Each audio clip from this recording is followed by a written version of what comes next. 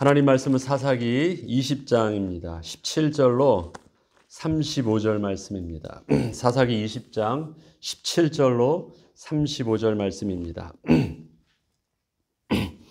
베냐민 자손 외에 이스라엘 사람으로서 칼을 빼는 자의 수는 40만 명이니 다 전사라. 이스라엘 자손이 일어나 베델에 올라가서 하나님께 여쭈어 이르되 우리 중에 누가 먼저 올라가서 베냐민 자손과 싸우리이까 하니 여호와께서 말씀하시되 유다가 먼저 갈지니라 하시니라. 이스라엘 자손이 아침에 일어나 기브아를 대하여 진을 치니라. 이스라엘 사람이 나가 베냐민과 싸우려고 전열을 갖추고 기브아에서 그들과 싸우고자 하매 베냐민 자손이 기브아에서 나와서 당일에 이스라엘 사람 2만 2천 명을 땅에 엎드러뜨렸으나 이스라엘 사람들이 스스로 용기를 내어 첫날 전열을 갖추었던 곳에서 다시 전열을 갖추니라. 이스라엘 자손이 올라가 여호와 앞에서 저물도록 울며 여호와께 여쭈어 이르되 내가 다시 나아가서 내 형제 베냐민 자손과 싸우리이까 하니 여호와께서 말씀하시되 올라가서 치라 하시니라.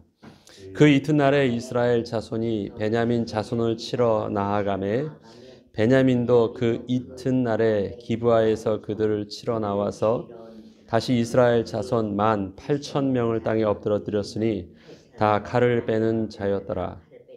이에 온 이스라엘 자손 모든 백성이 올라가 베델에 이르러 울며 거기서 여호와 앞에 앉아서 그 날에 저물도록 금식하고 번제와 화목제를 여호와 앞에 드리고 이스라엘 자손이 여호와께 물으니라. 그때에는 하나님의 언약궤가 거기 있고 아론의 손자인 엘르아살의 아들 비느하스가 그 앞에 모시고 섰더라. 이스라엘 자손들이 여쭈기를 우리가 다시 나아가 내 형제 베냐민 자손과 싸우리이까 말리이까 하니 여호와께서 이르시되 올라가라. 내일은 내가 그를 내 손에 넘겨주리라 하시는지라. 이스라엘이 기브아 주위에 군사를 매복하니라. 이스라엘 자손이 셋째 날에 베냐민 자손을 치러 올라가서 전과 같이 기브아에 맞서 전열을 갖추매 베냐민 자손이 나와서 백성을 맞더니 꾀임에 빠져 성읍을 떠났더라.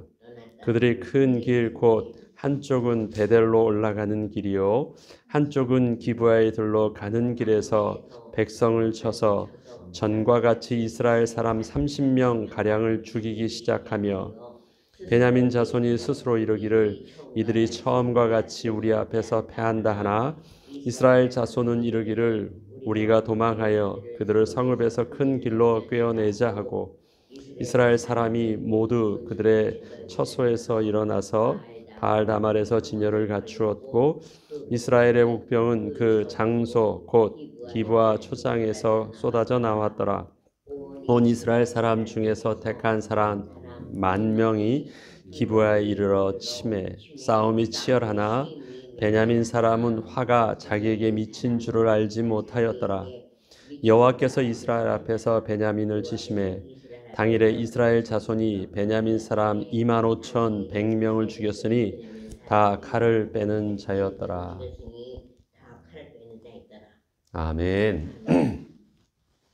오늘 드디어 베냐민 자손과 나머지 11 이스라엘 자손이 실질적으로 싸움이 붙었습니다.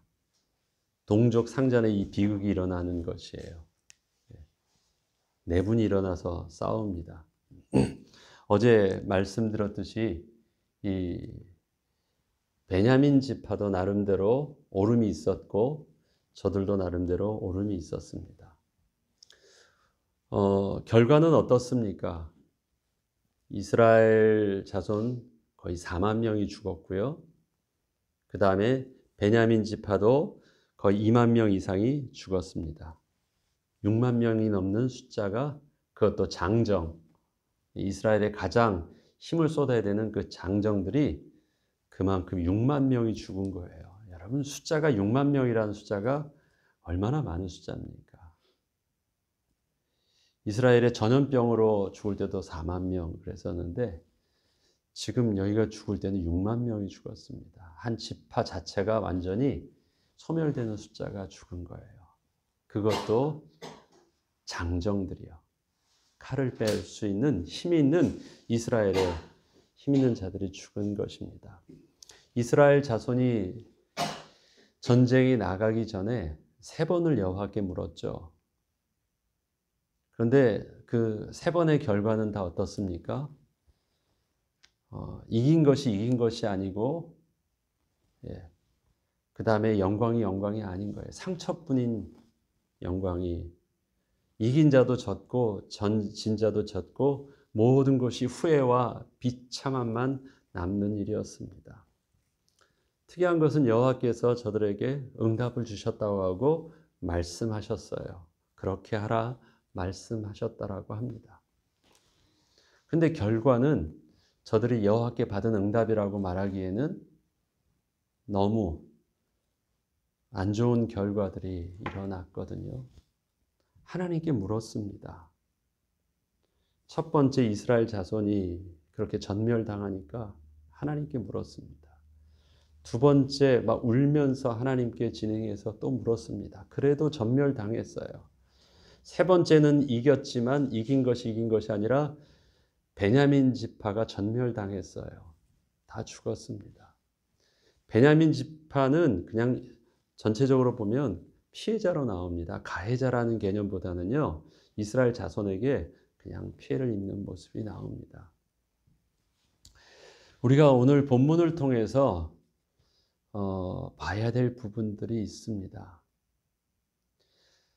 저들이 3번 하나님께 물었다라는 것은요, 저들이 3번의 기회가 있었다라는 말이기도 합니다. 이렇게 큰 고통을 당하지 않고 멈출 수 있는 기회가 있었습니다. 하나님께 묻고 이스라엘 백성이 전멸당하지 않는 기회가 3번이 있었어요. 근데 3번 다 그 기회를 놓쳤고 그 3번을 통해서 6만 명 이상의 사람이 죽는 일들이 일어났습니다. 첫 번째 잘못했으면 하나님, 그들은 이게 어디서부터 잘못됐는 줄 알고 좀 더 첫 번보다는 생각을 해서 좀 더 마음도 가다듬고 그 다음에 여호와 앞에 나와서 자세도 가다듬고 울면서 하나님 앞에서 하루 종일 기도하고 그것도 안 되니까 여호와 앞에 나와서 울면서 금식하고 막 제사장도 모시고 그 언약궤도 앞으로도 가고 막 이러면서 그들이 뭔가 문제가 있었다라는 걸 자꾸 해서 제대로 해보려고 막 하나님께 하려고 해요.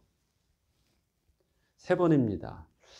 제가 그 한 번 한 번의 질문을 먼저 말하기 전에 거기서 뭐 잘못을 분석하기 전에 근본적으로 여기서 이들이 하나님 앞에서 첫 번째가 잘못했다면 근본적으로 저들이 시작해야 될 처음이 있어요. 그 처음이 어딜까요? 지금 여기에 사건의 발단이 누굽니까? 레위인이에요. 사건의 발단이. 그런데 여기서는요, 전쟁은 있어요. 베냐민과 이스라엘의 전쟁은 있는데 누구는 없어요? 레위인은 없어요. 제일 지금 사건의 발단과 모든 원인이 다 거기 있는데 문제를 찾으려고 하면 어디서부터 찾아야지 됩니까? 레위인부터 찾아야 돼. 근데 레위인의 말에 대해서는요, 이미 결론이 났어요. 처음부터 시작이 뭡니까? 우리가 베냐민을 치러 가는데 누구를 먼저 앞세웁니까? 이미 레위인은 정죄됐고요. 레위인이 죽을 건 마땅한데 누가 먼저 갈까부터입니다. 우리가 베냐민을 치는 것이 맞습니까? 아닙니까? 우리가 베냐민 형제를 칠까요? 아니면 말까요? 3번의 하나님께 질문을 하는데 질문 속에서 뭐는 빠져 있습니까? 근본적으로 이 레위인에 대한 이 원인을 제공했던 레위인이 베냐민을 향해 했었던 그 모습은 싹 빠져 있어요. 그러니까 엉뚱한 데서 지금 잘못은 어디서부터 됐냐면 레위인으로부터 되었거든요. 레위인의 거짓 증거로부터 되었고 레위인 그 개인의 그 속에 있는 분노와 개인의 자존심과 그 다음에 살인 이 광기가 그것을 시작하게 된 건데 그거는 다 빼놓고요. 이미 결론 나 있고 다른 데서 하나님께 답을 구하고 있어요. 3번 다. 저들이 처음을 돌아가려고 하면 그 근본적으로 시작에 처음을 돌아갈 수 있어야 되는데 처음을 돌아가지 못하고 있습니다. 왜 그럴까요? 지금 저들은 굉장히 나름대로는 옳음과 마땅함을 가지고 있습니다. 근데 저들이 가지고 있는 그 종교성은요, 레위인은 믿을만하다라는 것이고요, 레위인이. 그 다음에 또 하나는 뭐냐면 그들이 인간적으로, 도덕적으로, 양심적으로 판단할 때 이것은 그런 일들이 일어날 수 없다라고 하는 도덕적인 옳음의 마땅함이에요. 저들의 판단의 기준은 2가지예요. 그냥 레위인을 신뢰한 거고요. 그 다음에 그들의 도덕성을, 그들의 양심과 사회적인 그 선악의 기준을 그들의 판단의 기준으로 세웠습니다. 그리고 그 기준 안에서 완전히 마땅함으로 하고 정죄했어요. 어떻게 해요? 죽여야 된다라는 정죄를 하나님의 언약의 말씀에 근거해서 하지 못했습니다. 사무엘서 1장에 보면 엘리 제사장의 모습이 나오죠. 그런데 그 시대를 뭐라고 하냐면 하나님의 이상이 없던 시대라고 말합니다. 하나님의 이상이 없던 시대예요. 사사기하고 연결되어지는 게 사무엘서잖아요.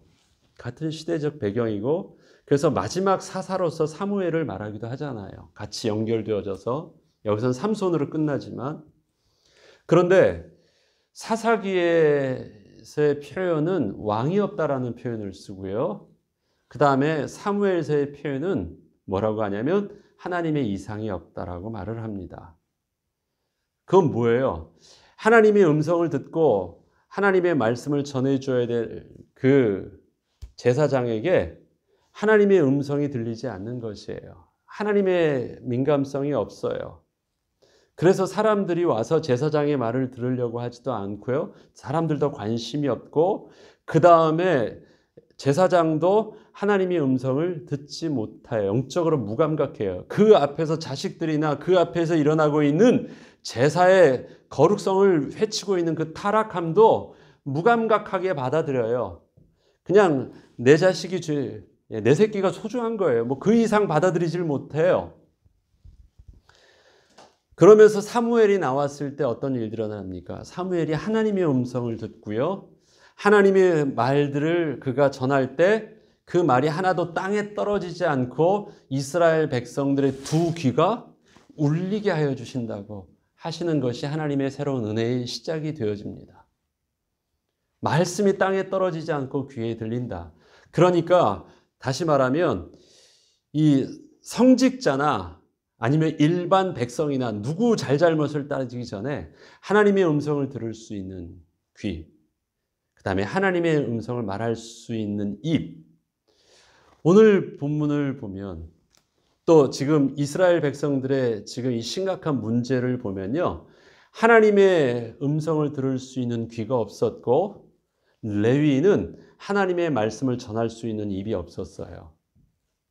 레위인에게 있어서 하나님의 말씀을 전할 수 있는 가장 베이스에 뭐가 있었어야 되냐면 하나님의 말씀이 있었어야 돼요. 율법의 말씀이 분명히 있었어야 돼요. 그러나 레위인에게 있어서는 그들이 늘 가르치고 늘 그들이 지켜야 될 하나님의 말씀이 그에겐 전혀 없었고, 오히려 뭘 가지고 저들에게 호소하고 있습니까? 저들의 양심, 인간의 도덕성, 그 다음에 뭐예요? 나 레위인이야. 그런 종교, 그걸로만 포장되어서 저들에게 어필하고 있어요. 저들에게 지금 흥분하게 하고 있는 것은 그냥 인간적인 사람의 옳음이에요. 마땅함이에요. 하나도 하나님의 말씀이 없어요. 근데 그것을 여과해서 레위인을 통해서 하나님의 말씀을 내게 들려달라고 하는 요구사항도 없고요. 뭔가 이상하게 잘못되었다가는 율법의 기준에 맞춰서 잘못되었다라는 것이 하나도 저들은 느끼지를 못해요. 그리고 그냥 그대로 온전히 다 받아들였습니다. 뒤에서 보면 저들이 문제 있다고 해서 다시 뭔가를 하나하나 하기 시작하는데 다 종교적인 거예요. 막 와서 기도한다고 합니다. 금식한다고 합니다. 언약궤를 가지고 온다고 합니다. 다 하는데 뭐예요? 다 껍데기예요. 종교적인 것들이에요. 껍데기예요. 제사장도 데려다 놓습니다. 들어야 될 음성도 없고 언약궤 안에 들어있는 하나님의 율법의 말씀에 대한 관심도 없어요. 다 껍데기예요. 뭐만 하고 있습니까? 종교적으로. 그러면서 이미 결론 난 대로 하나님이 내 뜻대로 해달라고만 해요. 누가 올라가야 될까요? 질문 자체가 잘못됐잖아요. 누가 먼저예요? 제일 먼저 해야 될 질문이 뭐예요? 이것을 우리가 싸워야 됩니까? 말아야 됩니까? 이게 옳은 것입니까? 그러면 그 옳다라는 기준을 어떻게 해야 돼요? 하나님이 이미 기준을 가르쳐 주신 율법에 맞춰서 했는데 율법에 하나도 맞는 게 없잖아요. 그것을 왜 눈치채지 못해요? 왜요? 이미 저들이 그냥 그 종교성에서 사람을 믿은 것이고 그들의 도덕성을 믿은 것이에요. 지금도 똑같은 일들이 일어날 수 있어요. 우리 목사님이 얘기하면, 우리 장로님이 얘기하면 늘 존경하는 분이었고 어른이니까 우리 원사님이 얘기하면 다 그런 식이에요. 그리고 야 봐라, 네가 생각해봐라. 네가 하나님이라고 생각해봐라. 그래도 너라도 하나님이시라면 네가 생각할 때도 하나님이 이 일에 대해서 참겠니? 맞는 말 같아요. 그런데 우리가 그렇게 어필해서 되겠습니까? 하나님이라도 이 일은 안 참으실 것 같잖아. 우리가 볼 때 이거 너무 틀린 일 아니야? 하나님 말씀이 없어요. 저들은 그것에 그냥 혹해요. 우리 목사님이 말씀하신 것이니까. 그리고 내가 생각해봐도 논리적으로, 이성적으로, 도덕적으로 판단해도 이것은 맞으니까, 이것은 잘못됐으니까, 이것은 악이니까. 근데 거기에 뭐가 없어요? 하나님의 음성이 없어요. 하나님이 없어요. 그 일들이 우리 가정에서 이루어지고 있고 그 일들이 우리 교회에서 이루어지고 있어요.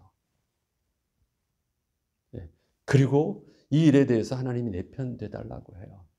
아무리 저들이 금식하고 이제 몸을 찢고 막 한다 할지라도 자, 답은 여기다 내놓고 답은 없는데 이 둘 중에서 뭘 해야 될까 한다면 하나님이 어떻게 답하셔야 될까요?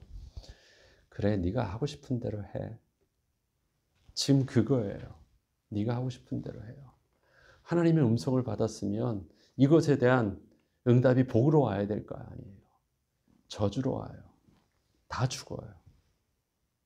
이긴 자가 이긴 것도 없어요. 저들이 지금 베냐민 지파를 결국은 이겼어요. 세 번째. 하나님 앞에서 결국은 그것을 따놨어요. 그런데 마지막도 저들이 싸워서 이겼다라고 표현하지 않습니다. 35절을 볼까요? 여호와께서 이스라엘 앞에서 베냐민을 치셨다. 그러면 이스라엘이 나가서 싸운 거예요? 아니에요. 여호와께서 이스라엘 앞에서 베냐민을 치셨다. 그러면 실질적으로 누가 하신 일입니까?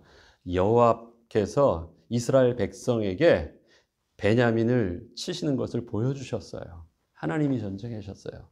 베냐민이 그의 지었던 죄로 인하여 공의로 그는 멸망을 받았습니다. 이건 맞는 일이에요. 그의 하나님 앞에서의 부정함과 그의 범죄함을 하나님이 가만두지 않으셨어요. 그러나 이것은 이스라엘 백성이 오름을 통해서 이스라엘 백성의 손을 들어주신 것도 아니에요. 베냐민은 하나님의 공의에서 치셨지만 그 결과는 무엇입니까? 이 전쟁이 일어난 후에 저들이 후회하는 걸 보면 알아요. 이거 뭐 잘못됐다. 잘못됐다라는 것이에요. 우리가 하나님 앞에 서서 하나님이 우리 응답을 해주셨다라고 생각하기에는 아닌 일들이 일어난 거예요. 우리가 잘못했다라는 거예요. 우리가 잘못 구했다라는 것이에요. 그리고 그 후회대 때문에 또 일어나는 그 다음 일들이 나오잖아요. 우리가 뭔가를 잘못하면 처음으로 돌아가야 된다라고 얘기합니다. 처음부터 뭔가 잘해보자 할 때, 그런데 처음을 정확하게 볼 수 없으면 이스라엘 백성은 처음을 잃어버렸기 때문에 다시 하려고 하고 다시 시작하고 다시 시작해도 여전히 그것은 실패였어요. 처음이 없었기 때문에 그래요.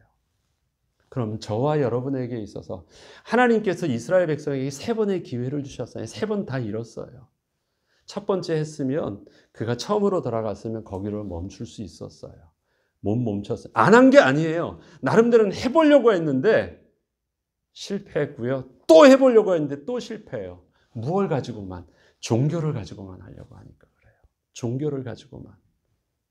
그들이 할 수 있는 껍데기, 사람 데려다 놓고 그 다음에 언약궤 갖다 놓고 그 다음에 그들이 하던 대로 막 금식하고 부르짖고 막 하고 혼자 안 되니까 다 모이고 겉으로 보면 막 뭔가 진행되고 있는데 핵심 하나님의 음성이 없고요. 하나님의 말씀을 들으려는 귀가 없어요. 왕이 없어요. 왕이. 하나님의 말씀을 듣고자 기도하면 하나님께서 우리에게 분명히 들려주십니다. 내 이름으로 일컫는 내 백성이 겸비하여 기도하면 하늘에서 내가 듣고 땅을 고칠지라 하셨습니다. 우리 신앙생활에 있어서 정말 중요한 것이 있습니다. 처음으로 돌아갈 수 있는, 우리가 어떤 일들이든 우린 다 똑같이 이런 죄를 저질 수 있는 사람이잖아요. 그래요. 그런데 이러한 일들이 일어났을 때 그러면 다시 돌아갈 수 있는 우리의 처음이 있느냐? 저와 여러분이 그것에 대해서 양보함 없이 반드시 준비되어 있어야 됩니다. 아무리 심각한 죄를 지었다 할지라도 다윗이요, 회복할 수 있었던 비밀은 뭐냐면 그는 처음을 알았어요. 다윗이 뭐예요? 제일 그 베이스에 뭘 두었냐면 나를 주님 앞에서 멀리하지 마세요. 정결한 마음과 정직한 영을 창조해 주세요. 하나님의 성령을 거두지 마세요. 뭐예요? 하나님 앞으로 돌아가는 것이 그가 처음인 것을 알았어요. 하나님 앞으로 돌아가는 것. 사람도 아니고 율법도 아니고 도덕도 아니고 그 어떤 정치적인 것도 아니에요. 종교적인 것도 아니에요. 뭐예요? 나 지금 잃어버렸어요. 하나님을 잃어버렸어요. 하나님이 내 안에 거하실 수 있는 거룩함을 잊어버렸어요.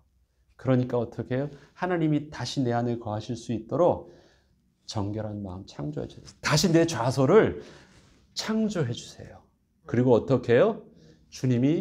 성령님이 내 안에 오셔요. 그것부터 시작한 거예요. 그렇게 하려고 하니까 뭐예요? 내 안에 있는 쓰레기를 버리는 작업이 그가 회개였어요. 어떤 회개? 하나님 앞에서 범죄함에 대한 회개예요. 도덕성에 대한 회개가 아니에요. 거룩한 하나님이 떠나셨다는 회개입니다. 다시 오실 수 있도록 하는 회개예요. 내가 그렇게 성적인 타락을 저질렀다는 회개를 말하는 것이 아니라요. 이 일들이 나에게 가장 심각한 일들을 벌어지게 했는데 그거 뭐예요? 하나님이 떠나셨다라는 거예요. 그것을 심각하게 문제 삼고 있는 것입니다. 내가 밧세바를 취했다고요? 그것 이전에 그 일들이 하나님이 떠나셨다라는 거예요. 그걸 심각하게 여기고 있어요. 밧세바의 문제는요, 그럴 수도 있지 뭐. 우린 뭐 다 사람인데. 그렇게 하면서 1년 동안 가도 무감각했던 거예요. 그런데 나단 선지자가 와서 뭘 얘기합니까? 당신 하나님 앞에서 범죄했어라고 할 때 하나님이 떠나셨다라고 나 그건 생각하지 못했는데 그겁니다. 저와 여러분에게 처음은 무엇입니까? 주님, 나는 죄인입니다. 내 안에 오셔서 나를 다스려 주시고 나의 왕 되어 주시옵소서. 그게 저와 여러분의 처음입니다. 예수 그리스도를 나의 구주로 영접한 것, 그래서 주님이 나의 좌서의 왕으로 오신 것, 그것이 저와 여러분의 처음이에요. 그렇게 모실 수 있도록 내가 하나님께 기도했던 것, 예수 그리스도께서 나의 죄를 용서하셨다는 사실들을 믿습니다. 그 믿음이 뭐예요? 주님이 모실 수 있는 거룩함으로 나를 씻은 거예요. 그 다음에 어떻게 하는 거예요?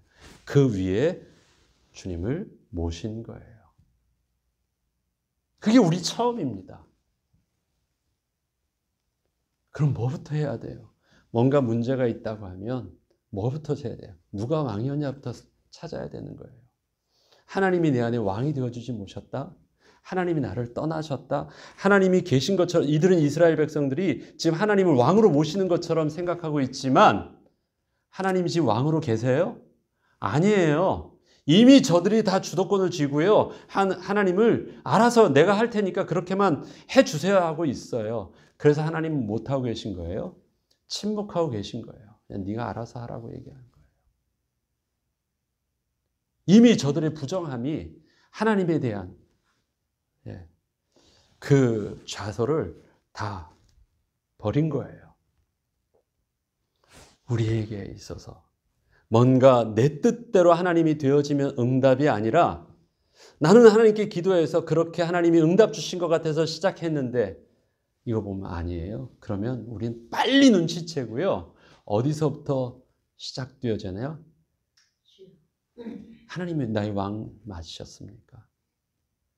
그곳에 하나님의 말씀이 내가 있었나요? 하나님의 말씀이 있었나? 내가 하나님 앞에서 나의 모든 주권을 내려놓고 정말 하나님 앞에 내가 섰었나? 우리는 그걸 확인해야 됩니다.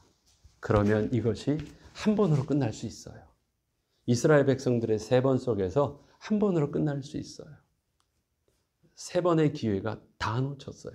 나름대로 더 잘해보려고 기도의 제목도 바꿔보고 기도의 내용도 바꿔보고 그 다음에 하나님 앞에서 신앙적인 기도의 행위도 바꿔보고 사람도 더 많이 가보고 막 뭔가를 해봤지만 아무것도 없었던 것, 처음으로 돌아가지 못했습니다. 실수할 수 있습니다. 그러나 우리에게는 어떤 비밀이 있어야 돼요? 처음으로 돌아갈 수 있는 시작이 있어야 됩니다. 분명히 있죠.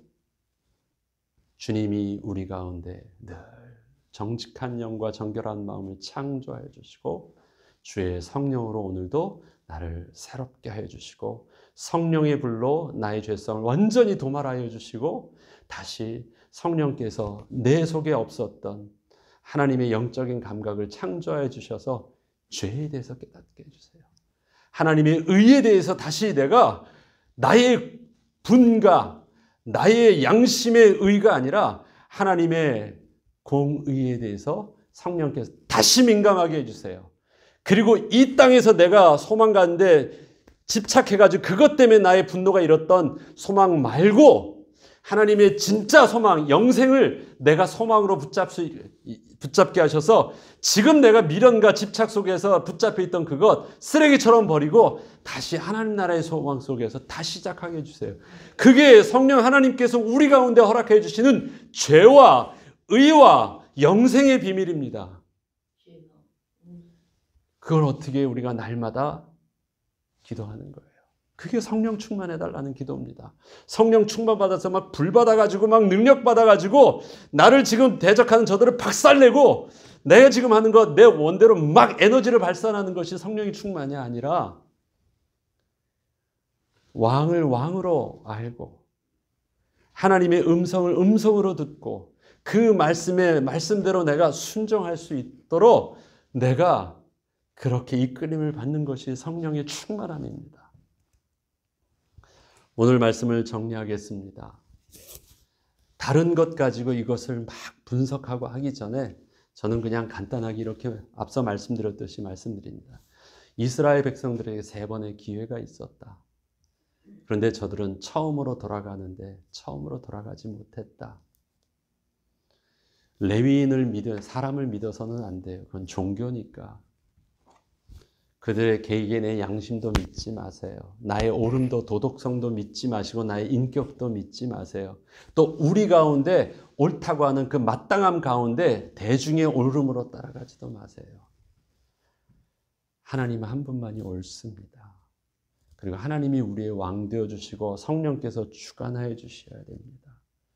그래서 혹시 한 번은 실패한다 할지라도 그것이 나를 처음으로 다시 돌아갈 수 있는 하나님의 경고를 내가 민감하게 받아들이고 다시 성령 하나님께 돌아가서 바울의 하나님 앞에서의 몸부림침과 다윗의 하나님 앞에서의 회복의 시작들이 바로 우리의 시작이 되어서 전화위복이 될 수 있는 축복, 그리고 성령 하나님께서 우리의 노년까지 존귀하게 우리를 끝까지 사용하실 수 있는 축복, 일평생 완벽한 사람이기 때문이 아니라 나는 여전하여서 늘 범죄한다 할지라도 나에게서는 다시 처음으로 영적인 그 비밀로 돌아갈 수 있는 그리스도의 비밀을 놓치지 않은 비밀이, 하나님 나를 끝까지 하나님의 앞에서 쓰임받게 하시고 그 다음에 나의 영적인 비밀이 우리 후대에게 정말 빛이 되어지고 길이 될 수 있는, 교훈이 될 수 있는 비밀로 설계 하옵소서. 혹시 지금 저와 여러분에게 또 개인에게 이러한 실수가 있다면 너무 늦었다라고 말하지 말고요. 거기서부터 다시 시작할 수 있게 하시면 됩니다. 더 늦기 전에 거기서부터 다시 시작하면 돼요. 그게 부르신 곳에서, 있게 하신 곳에서 다시 시작하시는 하나님 은혜예요. 후회하지 마세요.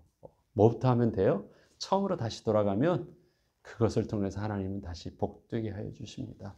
그 은혜의 비밀들이 참된 회개의 비밀 속에서 누려지길 주의 이름으로 축원합니다. 주기도문으로 마치겠습니다.